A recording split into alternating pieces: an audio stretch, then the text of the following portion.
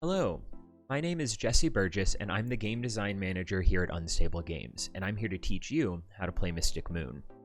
The Mystic Moon is rising, and that means it's peak season for brewing potions and stirring up a little mischief. This 2 to 4 player game, you'll compete with fellow witches to collect ingredients, learn new recipes, and brew potions. Outbrew your competition to win the game and earn the title of Supreme Witch. Let's start with setup. Have each player choose a witch's hut and place yours in front of you. Your witch's hut features your unique talent in your cauldron for brewing potions. Place your hut in front of you, leaving some space underneath for potions that you'll learn throughout the game. Once everyone has their own hut, you're ready to prepare the Elder Witch's shop. Place 3 of each type of ingredient in range of all players. Then place a well-shuffled potion deck next to them. Complete the shop setup by flipping the top 4 potion cards face up. On your turn, you'll be able to visit the shop to barter for ingredients and learn new potion recipes. Next, put all remaining ingredients as well as all the frog tokens in the ingredient bag and give it a shake. Whenever you're asked to draw ingredients, you'll pull them from the ingredient bag. Have each player draw ingredients from the bag until they have 2 basic ingredients. Place those ingredients in your satchel next to your witch's hut, then return any extra ingredients or frogs you grabbed back to the bag. Now it's time to set up the magical garden blooming beneath the Mystic Moon. Take the 5 garden tiles from the box and make sure they're all facing the same way. Stack them in numerical order, starting with 1 on top. Place the stack in the center of the table, then place 1 token from the ingredient bag at each garden location. Once you're done setting up the garden, place the poison mushroom and star power tokens near the bag within reach of all players. Finally, give each aspiring witch 10 star power to start with. The player who most recently brewed a concoction, whether it was a hearty soup, a fresh pot of coffee, or a sprightly cocktail, goes first. Hand that player the witch's hat because it's time to play Mystic Moon.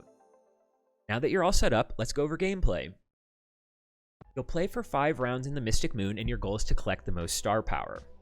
Each round, you will enter the garden to gather ingredients, visit the Elder Witch's shop to learn recipes and trade, and return to your hut to brew your potions that earn you star power.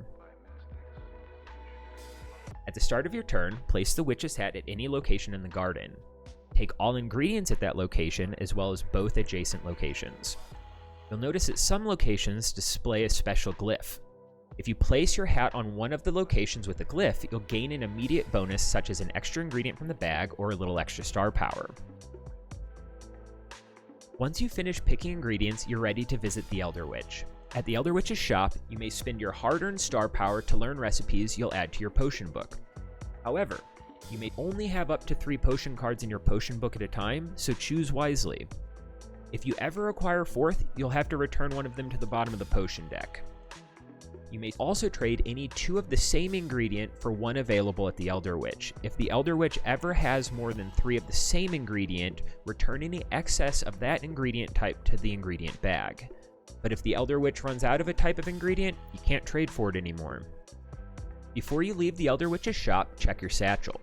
If you have more than 10 ingredients, you can't carry all of them back to your hut, and you must return some of them to the ingredient bag before you continue. When you're finished shopping and bartering at the Elder Witch, make your way back home because it's time to get cooking. To brew a potion, you'll add ingredients to your cauldron in a pattern matching a recipe of one of your potion cards. Your cauldron has 3 columns, each of which can hold 3 ingredients. When you add an ingredient to your cauldron, it sinks to the lowest open spot in that column. With that in mind, you may fill your cauldron with as many or as few ingredients as you'd like, as long as there's space. You can rotate some recipes to fit in your cauldron, and if you plan ahead, you can build puzzles in your cauldron to brew multiple potions or multiple batches of the same potion in a single turn. You just can't use the same ingredient token in 2 different potions. Once you're done setting up your cauldron, it's time to fire up the heat and get your rewards. First, you'll gain star power for each potion you successfully brewed. Next, use the effects of each potion you brewed in the order of your choice. Finally, return all ingredients in your cauldron to the bag, even if they were not used for a potion. Before the end of your turn, new ingredients will bloom under the moonlight. Starting at the location in the garden where you place the witch's hat and going clockwise, place a token from the ingredient bag onto every second location in the garden. If a location already has 3 tokens, skip that location without adding a token. Once you've finished, pass the hat to the next player so they can start their turn. Each time the witch's hat gets back to the first player, a round is complete. Remove the top garden tile from the stack, then continue play, starting again with the first player. Once you finish the 5th round and there are no garden tiles remaining, the game is over, and it's time to tally your star power. Player with the most star power wins the game and earns the title Supreme Witch. Thanks for taking the time to learn how to play Mystic Moon. Think you're ready to outbrew the competition?